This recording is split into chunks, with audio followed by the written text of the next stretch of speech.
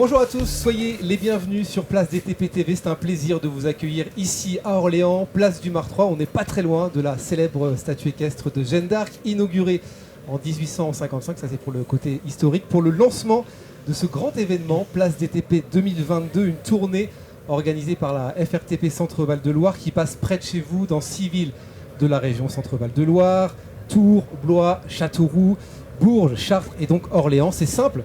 Si vous êtes à la recherche d'un emploi, eh bien vous venez ici, vous pouvez venir avec votre CV, découvrir les opportunités qu'offrent les travaux publics, rencontrer les entreprises qui recrutent ou encore trouver un stage. On sait que c'est pas facile à partir de la 3e. Vous avez toutes les infos, toutes les dates, tout le programme sur notre site internet www.place-d-tp.org.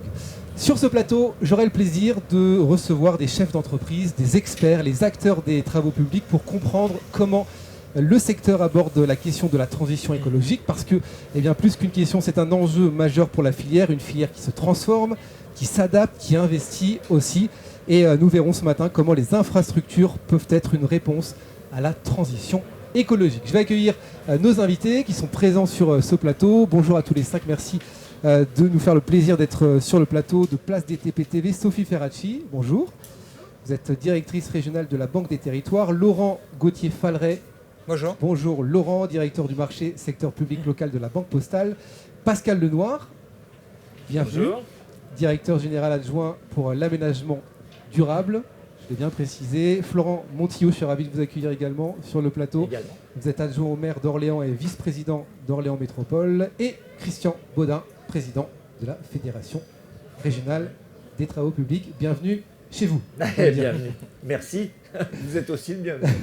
Et merci de nous accueillir. Avant d'aller un petit peu plus loin, Christian, peut-être pour les gens qui nous regardent aujourd'hui et pour qui peut-être la notion des travaux publics est un peu vaste, de quoi parle-t-on concrètement quand on parle des travaux publics ?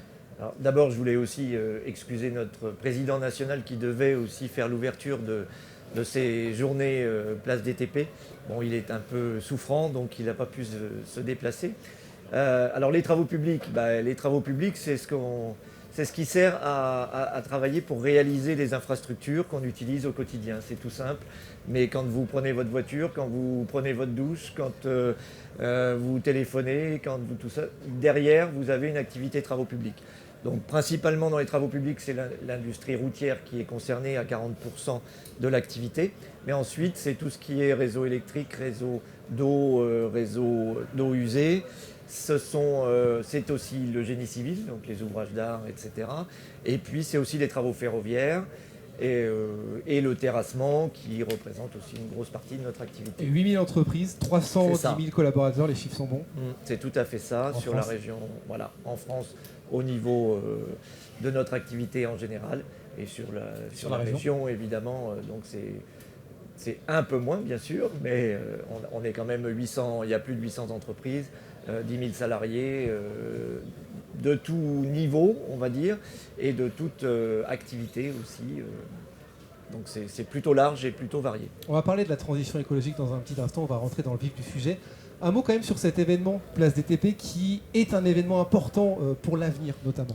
Alors c'est un événement déjà en soi parce que c'est la première fois qu'on réalise ce genre de manifestation, de se déplacer comme ça avec un barnum où effectivement nous sommes les seuls acteurs, hein, le TP, puisqu'on parle souvent du BTP avec nos cousins du bâtiment, mais là on est les seuls acteurs du TP, pour montrer effectivement toute la richesse de nos métiers, la variété des métiers et aussi justement tout ce qui est en train de se passer autour de nos métiers, autour de l'activité en général, sur la transition énergétique. Donc beaucoup de réalisations et on va montrer effectivement au grand public, aux professionnels et aux jeunes surtout, que nos métiers sont des métiers d'avenir et c'est pour ça qu'on se déplace et qu'on est présent dans toutes les villes toutes les préfectures, en tout cas de la région Centre-Val de Loire. Je peux poser la question aussi à Florent Montillot, effectivement, métier d'avenir, cet événement est très important. Alors d'abord, moi je voudrais vous dire que je suis heureux qu'on puisse vous accueillir sur cette place emblématique, cœur de ville, à côté de la statue éponyme de Jeanne d'Arc. Donc c'est une chose, on a toujours l'habitude de dire quand le bâtiment va, tout va. Là, quand les travaux publics vont bien, tout va bien. Donc je pense que c'est la même chose, effectivement, lorsque le BTP va bien, tout va. Donc pouvoir aujourd'hui impulser en quelque sorte cette cette stratégie de déploiement, de renouvellement, y compris dans le cadre de la transition écologique, transition énergétique, et voir tous les jeunes qui sont déjà présents depuis ce matin, ça fait plaisir, effectivement. C'est porteur d'avenir. Mais j'aurai l'occasion de revenir sur un certain nombre de projets que nous portons. Et avec le soleil en plus, place du Mar 3, c'est Voilà, important. J'ai signé l'arrêté municipal ce matin. Bravo. On aura noté. Une filière, je le disais, Christian, qui s'est donnée pour mission d'investir la transition écologique, d'accompagner la France dans cet objectif de baisse d'empreinte carbone à l'horizon 2030 et 2050. C'est un gros chantier, c'est un travail considérable. C'est un travail considérable. Alors effectivement, logiquement, le président national était là justement pour présenter cette action, parce que c'est une action qui a été portée au niveau national avec la fédération. Et donc, effectivement, ils ont fait appel à un cabinet qui commence à être connu, ou en tout cas, un de ses associés est de plus en plus connu, parce qu'on le voit sur tous les plateaux en ce moment. Donc, c'est le cabinet Carbone 4 avec Jean Covici, évidemment, qu'on voit maintenant partout. Et il y a vraiment une volonté, il y avait une volonté de mesurer un petit peu l'impact de notre activité, entre autres, sur la transition énergétique. Oui, il a fallu faire un état des lieux. Donc il fallait faire un état des lieux, etc. Et ce qui est intéressant, ce qui est ressorti quand même de cette étude-là, c'est que l'acte de construire en lui-même ne représente qu'environ 3,5% des émissions de gaz carbonique. Vu comme ça, ça paraît pas énorme. Donc on peut déjà travailler là-dessus, réduire. Mais 3,5, c'est pas énorme. Par contre, ce qui a été mesuré, c'est que 50% des émissions étaient dues à l'usage qui est fait des infrastructures. Et là, c'est beaucoup plus important. Et quand on voit 50%, on dit si on agit sur ces 50%, là, on va vraiment être utile à quelque chose et faire baisser considérablement le niveau d'émissions de gaz carbonique. Donc, il fallait faire un état des lieux. Il y a une étude, mais effectivement phénoménale, qui a été faite avec un cabinet qui est quand même exigeant, qui n'est pas à la botte de celui qui le paye. Aujourd'hui, le Carbone 4, c'est pas des rigolos, on va dire. Donc voilà. Cet état des lieux sur le fond, il est inédit. Alors ça fait 10 ans que la Fédération nationale des travaux publics œuvre pour l'écologie, mais sur le fond, l'état des lieux, l'évaluation, c'est inédit. Oh oui, c'est inédit, parce que lancer une étude comme ça, aussi poussée, où vraiment tous les axes ont été étudiés, ça n'avait jamais été fait. On a toujours réfléchi, effectivement, qu'est-ce qu'on peut faire pour l'environnement, comment on peut travailler, etc., améliorer ça. Mais là, une étude aussi poussée, non, on n'avait jamais réalisé ça. Le constat, c'est donc que les usages des infrastructures pèsent aujourd'hui pour la moitié dans l'empreinte carbone de la France. C'est ça. C'est ce qu'on retient. Et en fait, cette étude, elle dépasse évidemment largement les travaux publics et elle sert aujourd'hui. Et on l'utilise. On a essayé justement par une grande journée qu'on a fait le 24 février à Paris d'alerter aussi les candidats, parce que malgré tout il y a une élection présidentielle, on le sait, et donc on a alerté un petit peu tous les candidats parce que ce sujet-là, il n'était encore pas pris suffisamment à la bonne échelle, quoi. Donc on a alerté tous les candidats à la présidentielle avec cette étude-là qui dépasse largement notre activité. Comment améliorer ça? C'est la question qu'on va poser forcément. Quel est le rôle de la FNTP et plus localement de la FRTP dans ce sens? Déjà, effectivement, le rôle, c'était grâce à cette étude de faire sortir ce qui était important, c'est-à-dire qu'effectivement, l'usage aujourd'hui des infrastructures, que ce soit les réseaux, que ce soit les routes, que ce soit tout ça, c'est 50%. Donc nous, évidemment, une fois qu'on a dit ça, c'est pas à nous tout seuls, enfin nous tout seuls, nous n'allons pas régler le problème. Mais effectivement, le fait d'alerter avec cette étude qui ne peut difficilement être mise en doute ou en cause, ça aide au débat et en tout cas, ça doit aider à la prise de décision derrière des décideurs politiques et autres, quoi. Pascal Lenoir, je rappelle que vous êtes directeur général adjoint pour l'aménagement durable. Est-ce qu'il y a urgence d'agir aujourd'hui sur les infrastructures et sur le carbone? Oui, bien sûr, il y a effectivement urgence. Donc, d'abord, je voudrais excuser effectivement le président du département qui aussi est souffrant ce matin, donc il va pas pu venir. Mais si vous voulez, partout. Voilà. C'est une pandémie. Voilà. Ils sont C'est croisés. même plus une épidémie là. On va passer le week-end ensemble ou quoi? Voilà. Oui, il y a urgence parce qu'effectivement, le département justement est engagé aussi sur un bilan carbone de toutes ses activités. Et il a aussi des projets qui s'appellent Loiret Planète en tête. Et donc, ça veut dire qu'on les décline. Et après, par exemple, 2 exemples de déclinaison, c'est que si vous voulez, aujourd'hui, on s'aperçoit que quand on fait une infrastructure, il faut de plus en plus faire de la place au mode doux.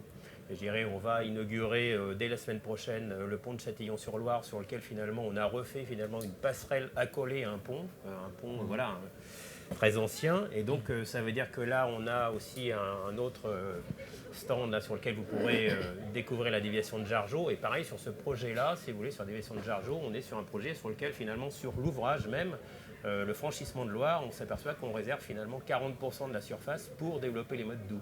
Donc, ce qui veut dire que tout ça, ça veut contribuer effectivement à ce que demain, certes, on peut prendre la voiture, mais aussi on peut prendre le vélo, et pourquoi pas un vélo électrique. Donc, ce qui veut dire qu'effectivement, tout ça, c'est des façons, je dirais, d'agir pour justement l'avenir et puis justement tout ce qui est transition écologique. C'est très important ce que vous dites par rapport au mode doux. Pour décarboner, il faut passer par le mode doux, ça veut dire les vélos. Orléans a un projet là-dessus, Florent Motillot, ça fait des années que vous œuvrez dans ce sens. Orléans Métropole, puisque c'est aussi une compétence métropolitaine. Chaque année, on a évidemment les pistes cyclables qui se développent. Ça, c'est un sujet qu'on aborde régulièrement au Conseil métropolitain. Donc on a plusieurs dizaines de kilomètres de pistes cyclables qui sont projetées effectivement sur cette mandature. Et pas simplement sur les ponts. Bien sûr.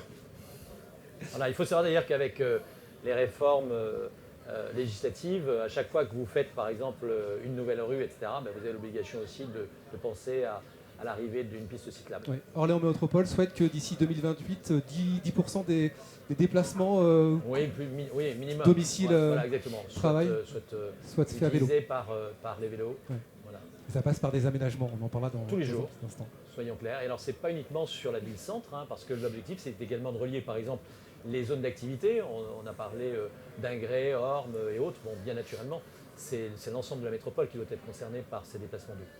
Ça représente environ combien en CO2 les déplacements en voiture? En général, j'ai l'habitude de répondre quand je sais. Quand je ne sais pas, je ne réponds pas. Bon, en tout cas, c'est important c'est plus sûr. de développer le. En tout cas, par les contre, modes et je rebondis sur ce que disait le directeur général adjoint du département du Loiret. En fait, on doit agir dans tous les domaines. Il n'y a pas un secteur que l'on doit privilégier. L'objectif, c'est de travailler, j'y reviendrai, sur toutes les questions, l'isolation thermique, la question de la mobilité, que ce soit le tram, que ce soit les bus. Vous venez de parler du vélo. On peut continuer évidemment ensuite sur tout ce qui est la recherche surtout de nouvelles énergies et d'énergies renouvelables. Oui, voilà. bien sûr. Sophie Ferracci, je vais vous poser la question. Vous êtes directrice régionale de la Banque des Territoires. Ça veut dire quoi? Ça veut dire qu'il faut arrêter de construire, il faut réhabiliter, il faut construire différemment, il faut s'inspirer de ce qui est déjà fait et pas forcément avoir cette course de construction à tout prix. Je pense qu'il faut tout faire en même temps. Il faut construire parce qu'il faut continuer à investir, il faut continuer à bâtir. Il y a encore beaucoup de besoins dans notre territoire. Et puis évidemment, il faut réhabiliter. Et là-dessus, je voulais vous parler un petit peu des réseaux d'eau et d'assainissement. Parce que ça, c'est un sujet qu'on n'a pas encore évoqué et qui est essentiel aussi pour les travaux publics. Donc nous, à la Banque des Territoires, on est une émanation de la Caisse des dépôts. On a accompagné en fait depuis bientôt 200 ans, enfin plus de 200 ans même, la construction du pays. Donc ça voulait dire depuis des années en fait de mailler le territoire en infrastructures, des infrastructures qui peuvent être effectivement routières, autoroutières, LGV, etc. Aussi des infrastructures aussi télécom, ce qui permet aussi très haut débit de couvrir vraiment tout le territoire. Donc vraiment cet accompagnement en fait dans le domaine des infrastructures. Et le lien maintenant qui est fait par tous avec la transition climatique dans laquelle évidemment nous, la Caisse des dépôts qui accompagne la France depuis des décennies, elle va continuer à le faire et à accompagner cette transition climatique. Qui dit transition climatique dit long terme, dit avenir. Et ça répond tout à fait au financement en fait, que nous proposons grâce à l'épargne des Français, puisqu'en fait on se sert des fonds d'épargne. Donc en fait c'est le livret A de tous les Français qu'on réinvestit dans le logement social, mais aussi dans tous les projets en fait, des collectivités locales. Donc nous, on est vraiment spécialisé en fait, sur des prêts qui vont être de très long terme, c'est-à-dire qu'on va sur des prêts de 25, 30, 40 ans. Et donc notamment dans le domaine en fait, des réseaux d'eau et d'assainissement, là on est même sur des prêts qui vont jusqu'à 40, voire 50 ou 60 ans. Et ça correspond en fait, si vous voulez, à la maturité et en fait à l'amortissement de toute façon de ces structures. C'est-à-dire que la plupart des réseaux, ils ont été faits après-guerre, et donc c'est pour ça qu'aujourd'hui, il faut les remplacer. On estime à peu près la perte en fait, des réseaux d'eau à entre 20 et 25%. C'est vraiment une perte globale au niveau national. On est à moins de 10%. Voilà. Donc parce que je pense que justement, vous avez dû faire les investissements nécessaires. Voilà. Donc là, vous voyez bien que ce type d'investissement, du coup, ils sont non seulement utiles pour la planète, pour le futur, mais ils sont également rentables. Voilà, puisque cette ressource en eau, elle est particulièrement riche et elle va devenir critique dans les années à venir. Donc c'est tout ça qu'il faut faire en même temps.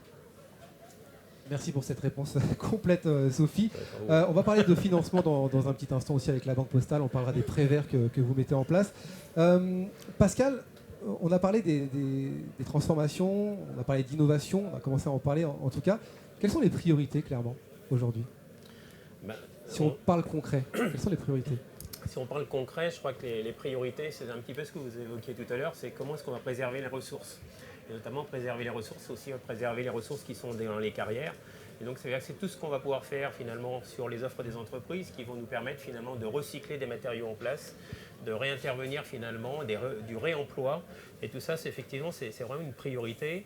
Il y a d'autres priorités qui sont aussi toujours pareilles avec l'innovation, c'est comment est-ce qu'on va développer finalement des matériaux qui sont clairs, qui vont permettre finalement de faire des îlots de fraîcheur. Et nous, on a cette problématique-là, si vous voulez, par exemple dans les cours des collèges, mais je pense que la ville d'Orléans a la même chose dans les cours d'école.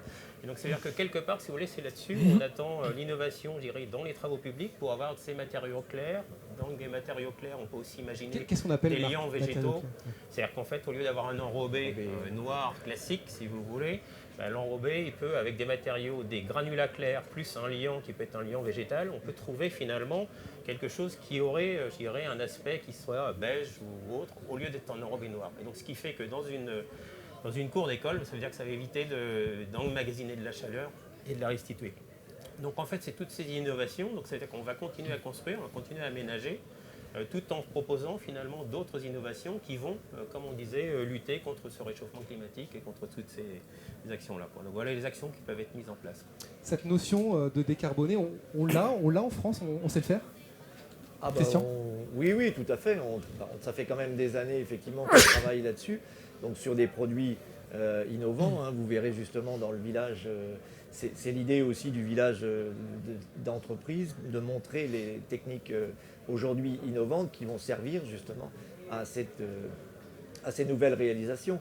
En fait, ce qu'on veut montrer par ce village aussi aujourd'hui, c'est que tout ce qu'on va faire demain, les entreprises de travaux publics savent le faire dès aujourd'hui ou en tout cas vont le faire dès demain. Donc ça veut dire que nos métiers, ils sont traditionnels, mais ils sont aussi tournés vers l'avenir. Donc des technologies nouvelles, vous allez en voir en faisant le tour de nos différents stands. Et voilà, donc on peut répondre effectivement à tout un tas de Et ça passera peut-être par de nouveaux métiers qui devront être Alors créés, ça peut aussi effectivement.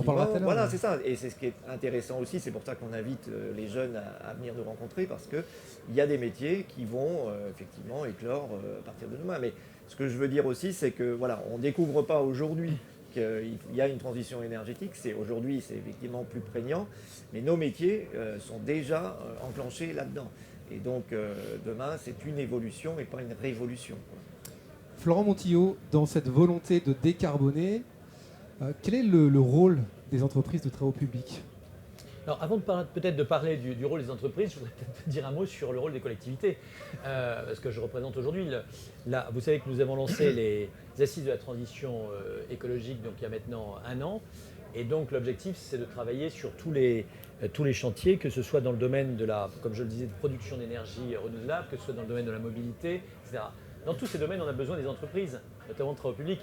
Je vais prendre un exemple, tout ce qui concerne la production d'énergie, ça va passer pas simplement par l'installation de fermes solaires, d'usines de biomasse, de méthanisation, de géothermie, etc. Mais il va falloir évidemment qu'il y ait les réseaux qui accompagnent. Je vais prendre un exemple, donc juste à côté de nous, rue des Cures, vous avez un magnifique panache blanc. Alors c'est pas Henri IV là, que vous voyez apparaître, c'est la rupture d'une canalisation sur les conduites de chaleur dans le cadre d'ailleurs de la biomasse, puisqu'en l'occurrence c'est l'usine qui se trouve sur le terrain des Groux qui est concernée. Eh bien on a besoin évidemment d'abord de réparer, là en l'occurrence avec les entreprises de travaux publics, mais lorsque l'on développe, et ça a été le cas d'ailleurs, je pense qu'on a pu remarquer l'année dernière, il y a 2 ans, que toutes les rues d'Orléans étaient bien souvent effectivement ouvertes, ciel ouvert, parce qu'on amenait effectivement ces réseaux de chaleur. Bon, voilà, donc entreprises de travaux publics, on en a besoin tous les jours. Et puis la voirie, il faut savoir que par exemple chaque année sur la métropole, on investit à peu près 50 millions d'euros uniquement sur la réfection de la voirie. Ça veut dire donc entreprises de travaux publics, et je rejoins ce que vous disiez il y a un instant au niveau du département.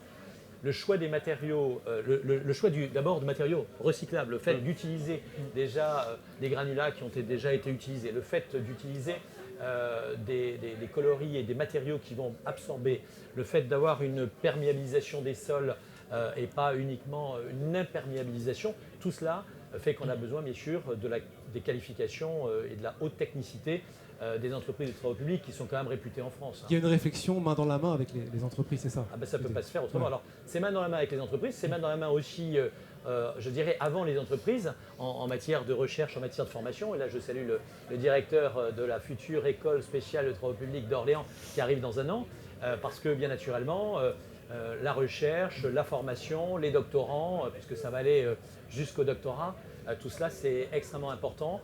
Et moi, je suis très heureux pour avoir participé au choix de l'ESTP, que l'on puisse avoir un écosystème sur notre métropole qui permette non seulement de faire vivre les entreprises, mais d'abord de leur trouver aussi des emplois qualifiés, d'avoir bien sûr des ingénieurs, des licenciés, des étudiants qui vont pouvoir arriver rapidement dans ces entreprises qui ont énormément besoin aujourd'hui de renouveler leurs emplois. L'école spéciale des travaux publics qui devrait ouvrir ses portes ici en septembre 2023. 2023 ouais. C'est dans 15 mois, 16 mois. Monsieur Bond, que je salue, le directeur, le futur directeur, enfin, il l'est déjà parce que on aura l'occasion d'en parler. Ça ne se fait sur pas en ce plateau. claquant dans les doigts. Hein, voilà. Et ça permet d'ailleurs d'évoquer aussi un autre sujet qui est complémentaire, c'est du cousinage, c'est évidemment le bâtiment, puisque bien naturellement tous ces bâtiments, que ce soit sur l'ESTP, que ce soit sur le futur EFR, donc DEG, droit, économie, gestion, ce sont des dizaines de millions d'euros de travaux et notamment qui passent par une bonne dizaine de millions d'euros rien que sur l'isolation thermique, hein, je précise. On parlera de la formation plus en détail tout à l'heure, on parlera de financement également parce qu'il faut apporter, on parlait de travail de main dans la main, faut être ensemble. Est-ce qu'on peut faire un point sur les infrastructures en France, Christian, si on pouvait peut-être donner un mot dessus? Est-ce qu'elles se dégradent aujourd'hui en France? Est-ce qu'elles sont correctes? Est-ce qu'il y a des choses à améliorer sur ce point? Alors moi, je m'occupe que de la région Centre-Val de Loire. Non, je rigole. Oui, effectivement, on a été considéré comme numéro 1 au niveau des infrastructures il y a encore une quinzaine, une vingtaine d'années. Donc on a pris effectivement un peu de retard. Certaines infrastructures, effectivement, ont même été carrément abandonnées. Donc c'est effectivement grave parce que on n'a pas forcément eu le souci de l'entretien. Parce que le problème d'une infrastructure, c'est que vous l'utilisez au maximum, vous ne l'entretenez pas suffisamment.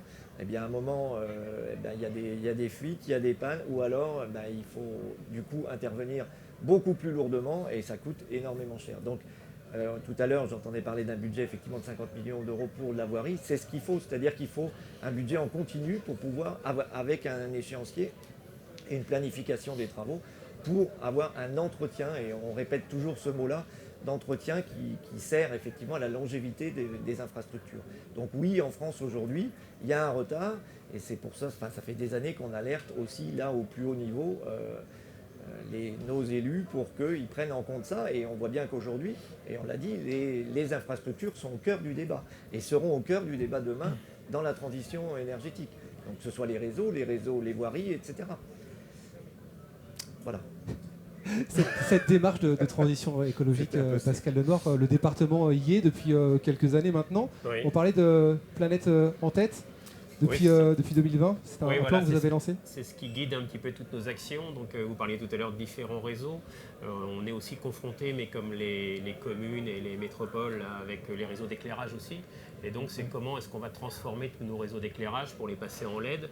Et en fait, ce qu'on appelle un petit peu la Smart City, c'est en fait de faire en sorte que finalement, le réseau d'éclairage s'adapte finalement au trafic. Donc, on est en train de lancer cette réflexion-là pour retravailler, si vous voulez, par exemple, sur l'éclairage de la tangentielle.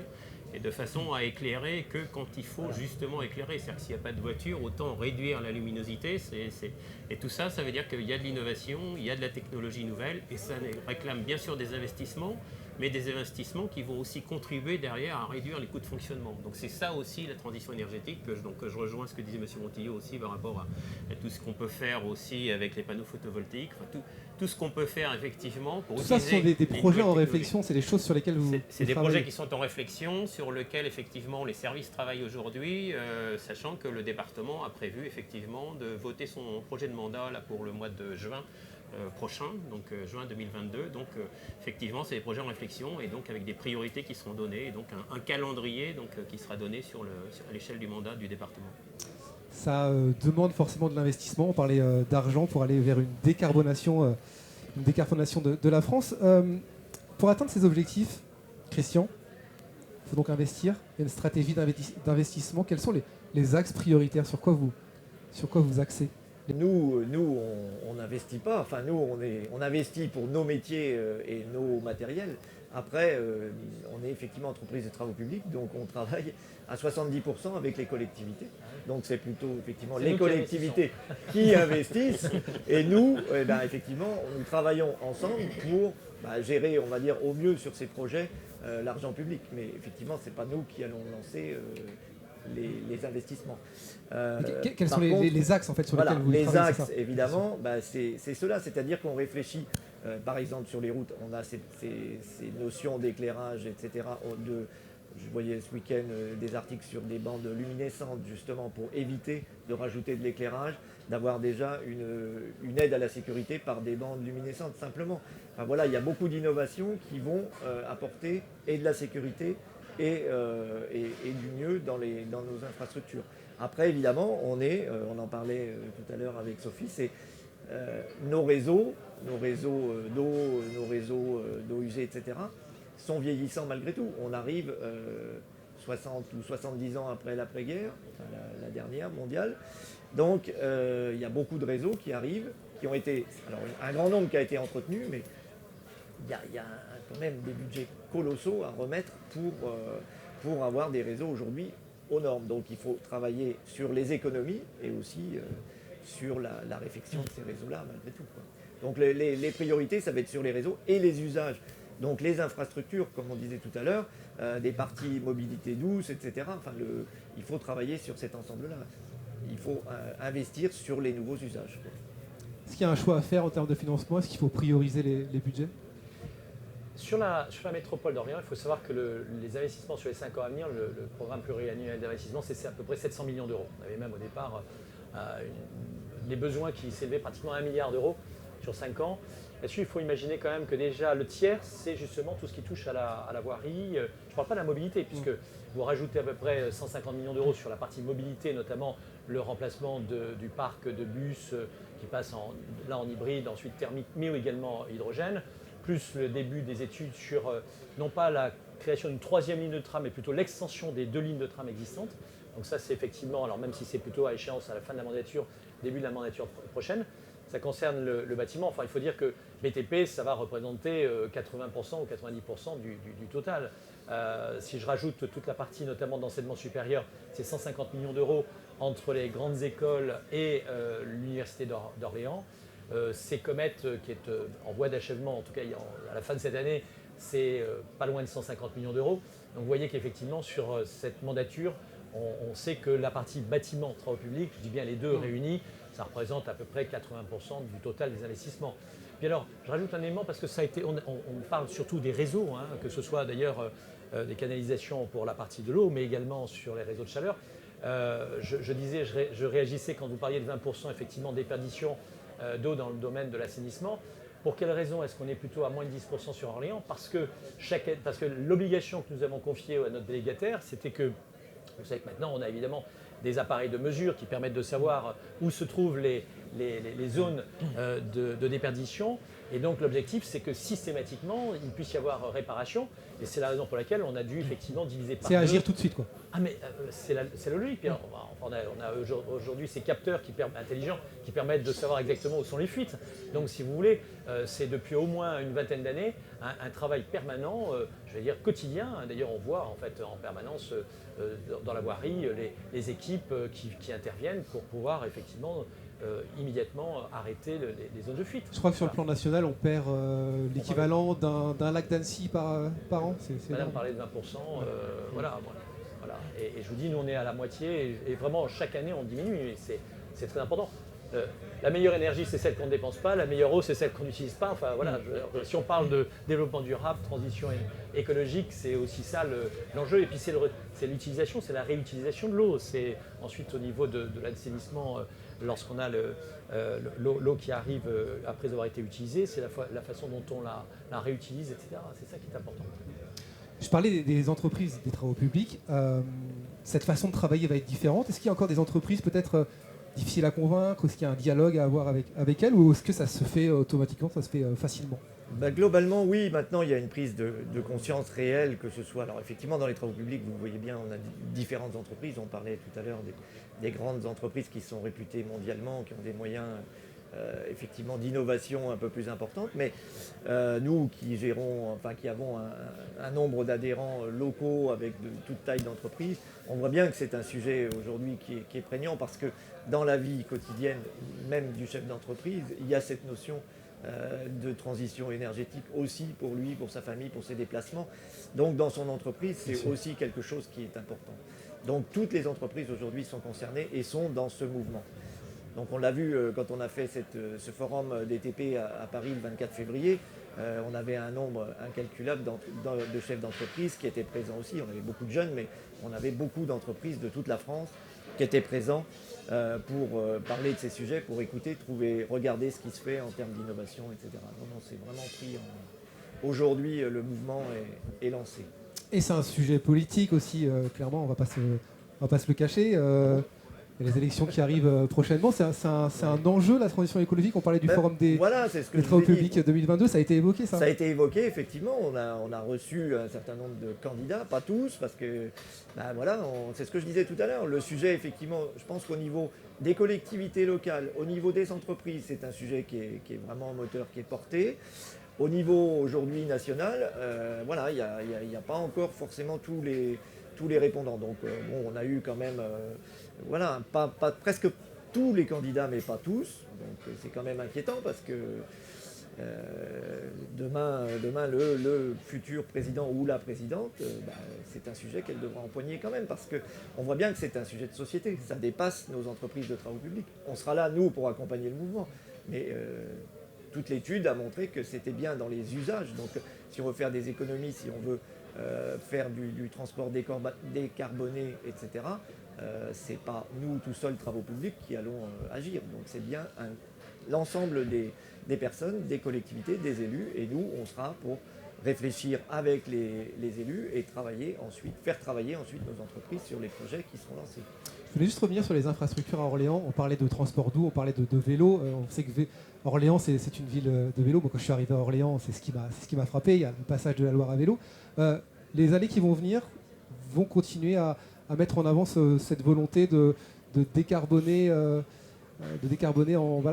mettant en avant le vélo, en créant peut-être d'autres pistes cyclables, en allant un petit peu plus loin. Alors vous m'avez déjà posé la question en introduction. C'est pas que le vélo. Il y a aussi les piétons, et puis il y a aussi le changement de mobilité, notamment par rapport aux voitures, aux véhicules thermiques, aux bus thermiques, on dit bus qui puent, etc. Oui, mais je parle du vélo parce qu'il y a eu la crise sanitaire qui est passée par là, on a eu le confinement, les gens se sont mis au vélo. Donc c'est quand on interroge les Orléanais aujourd'hui, ce qui revient, c'est souvent le vélo quand on parle de décarbonation. C'est pour ça que je vous parle de vélo. Vous voyez d'ailleurs le changement, c'est le pont Georges V, ce sont les boulevards, c'est la mixité. Mais je veux dire, vraiment, je crois que il ne faut pas penser la mobilité uniquement, le piéton, le vélo, etc. Je crois que si vous voulez, la ville, dans les 10 ans à venir, elle va totalement changer. D'accord. Et puis je rebondis sur votre question, c'est-à-dire la notion politique. C'est éminemment politique si on reprend l'étymologie de politique, c'est-à-dire police, la ville, et otékos, l'art et la geste. C'est l'art de gérer la ville, l'art de gérer la cité, la façon de la faire vivre, elle est en mouvement en permanence, la cité, et c'est comment effectivement on l'adapte aussi à l'humanité, c'est-à-dire comment cité rime avec humanité, comment peu à peu on a cet écosystème. Nous avons été élus sur un programme, je rappelle, qui était quand même éminemment tourné sur effectivement la transition énergétique. Je parlais tout à l'heure des fermes solaires, je parle de la biomasse. Ce sont des enjeux qui sont des enjeux extrêmement prégnants, et pas uniquement là à l'occasion des élections présidentielles. Je pense que tout le monde aujourd'hui a conscience de l'enjeu. Enfin, je ne sais pas quel serait le candidat qui viendrait en disant alors surtout pas la transition énergétique, surtout pas la transition écologique. Non, vraiment, vous savez, on va rouvrir les centrales à charbon, on va prendre les voitures avec le bon diesel qui pue, etc. Enfin bon, je crois que si vous voulez, c'est pas simplement le vent de l'histoire politique, c'est un enjeu d'humanité. Voilà, je crois que heureusement ça imprime totalement aujourd'hui.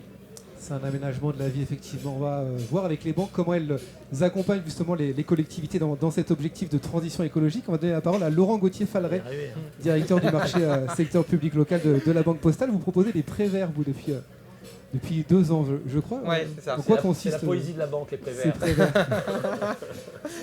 Donc, effectivement, pour vous resituer, la Banque Postale, donc on est le premier financeur des collectivités locales. On accompagne 25% en fait des financements, on apporte 25% des financements des collectivités locales. Et on a une particularité, c'est qu'on accompagne toutes les tailles de collectivités locales, des plus petites aux plus grandes. Vous voyez, en fait, on fait un prêt sur 2 avec une commune de moins de 5000 habitants. Et en mai 2019, on a souhaité en fait lancer des prêts verts à destination des collectivités locales parce qu'on s'était rendu compte que les obligations vertes, elles étaient réservées en fait à des très grandes collectivités parce qu'une obligation verte, en moyenne, ça fait 250 millions d'euros. Vous voyez que ce n'est pas du tout des chantiers que vous voyez habituellement. Et donc on a lancé ces prêts verts.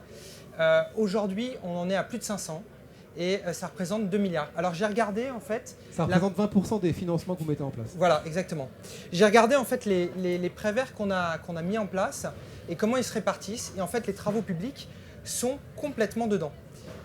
Donc c'est pas forcément quelque chose que les gens ont en tête, mais en fait, sur ces 2 milliards, on en a à peu près 40% qui concernent la mobilité.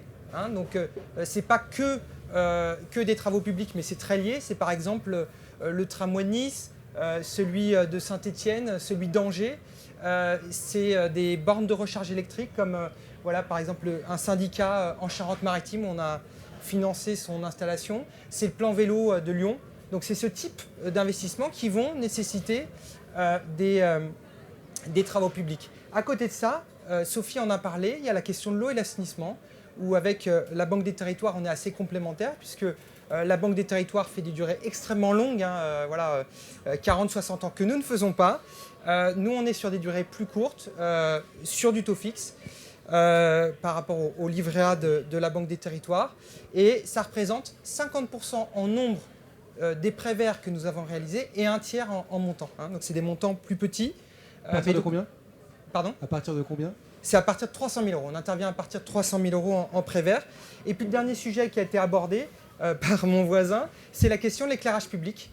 Parce qu'on sait aujourd'hui, et je pense que le sujet il est complètement d'actualité, puisqu'on voit la flambée des coûts de l'énergie. 40% de l'électricité d'une collectivité locale, c'est l'éclairage public. Et donc là, on a vraiment pris un retard aussi sur ce sujet-là. Et on pense qu'il faut vraiment accélérer. Et il faut combien de temps pour débloquer un prêt? Alors, nous, on est assez rapide. Évidemment, ça dépend de chaque collectivité alors, j'en ai pas parlé, pardon, mais il y a aussi, évidemment, on accompagne aussi les entreprises des travaux publics. Voilà, aussi bien les donneurs d'ordre que ceux qui vont exécuter les travaux. Mais pour une collectivité locale, on est assez rapide. En 48 heures, on peut donner un accord sur la plupart des dossiers simples, évidemment. Si c'est des dossiers un petit peu plus compliqués, des montants un peu plus importants, là, il faut prendre un petit peu plus de temps pour qu'on puisse vous répondre dans des bonnes conditions. Mais c'est assez rapide. Et ensuite, sous 15 jours, 3 semaines, vous pouvez recevoir le contrat de prêt. Il y a un lien entre la Banque Postale et la Banque des Territoires? Il y a un lien très fort. Voilà, on est vraiment partenaires et même au-delà. En fait, la Caisse des dépôts a pris le contrôle de la Poste en fait, début 2020. Voilà, donc maintenant la Poste détenue à 66% par la Caisse des dépôts et 34% par l'État.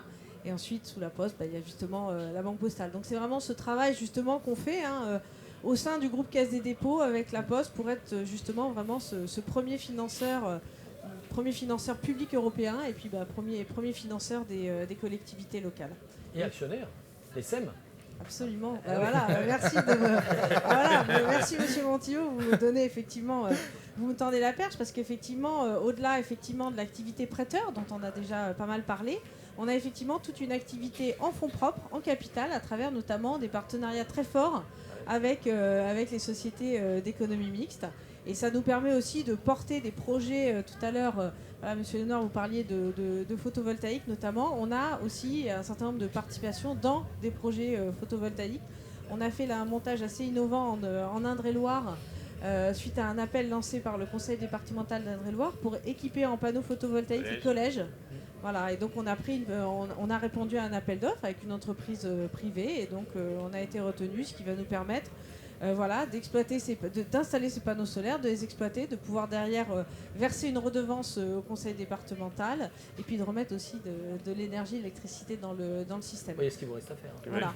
Et peut-être un autre financement aussi innovant, parce qu'en fait on a besoin aussi de cette innovation. Vous avez parlé effectivement notamment évidemment des économies d'énergie à faire.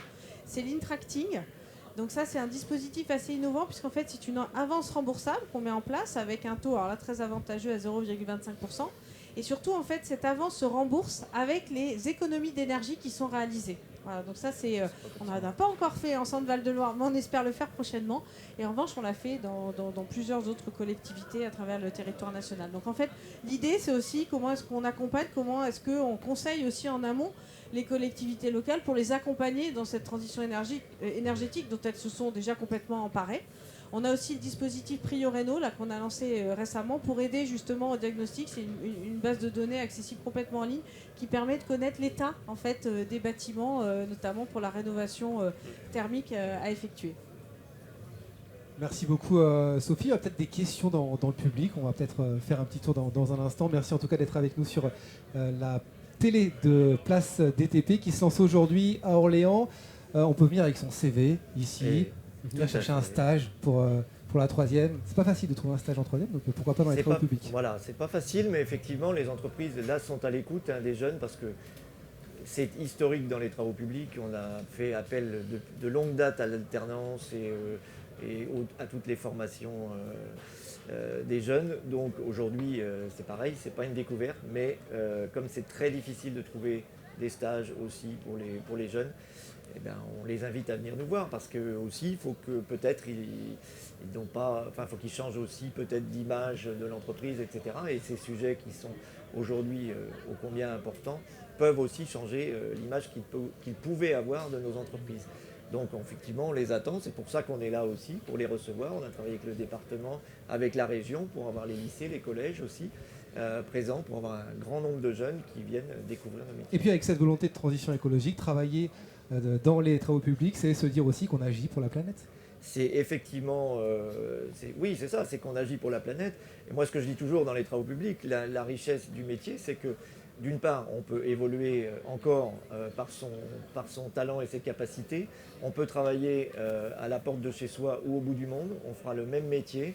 Et donc, il y a une richesse et une variété incroyables. Et effectivement, aujourd'hui, on travaille encore plus pour l'avenir qu'on le faisait déjà. Parce que, évidemment, depuis les Romains, on a construit des routes. Donc, ça continue et ça continuera demain. Mais effectivement, avec un esprit plus vert et plus durable encore. Pascal Lenoir, question, je vous voyais tourner et regarder, être assidu à ce qui se passait tout à l'heure quand vous êtes arrivé sur la place du Martroi. C'est un événement important, c'est un événement comme celui-ci ?